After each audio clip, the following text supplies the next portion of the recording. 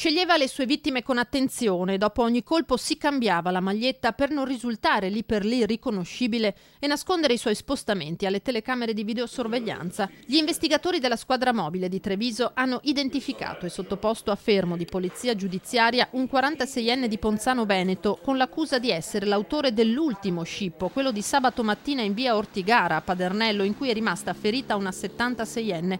Si tratta con tutta probabilità dello scippatore seriale che da settimane imperversa tra Paese, Ponzano, Arcade e Villorba. La polizia è al lavoro per accertarlo, ma già la rapina aggravata di sabato, con la vittima caduta dalla bicicletta e finita all'ospedale, e tutto per rubarle 65 euro, è bastata per aprirgli le porte del carcere di Santa Bona. L'episodio è grave perché purtroppo la vittima ha subito delle lesioni abbastanza importanti con una prognosi di 40 giorni, quindi insomma è stato questa attività da questo punto di vista ancora più meritoria, perché bisogna cercare di stroncare la reiterazione di questi episodi nella maniera più immediata possibile, e credo che ci siamo riusciti. Disoccupato, pregiudicato per reati specifici, senza una dimora fissa, veniva ospitato da amici e conoscenti, si spostava su una mountain bike. Gli investigatori della mobile, conoscendo i suoi precedenti, lo hanno osservato, seguito, fino a incastrarlo. Il contatto col territorio, nonostante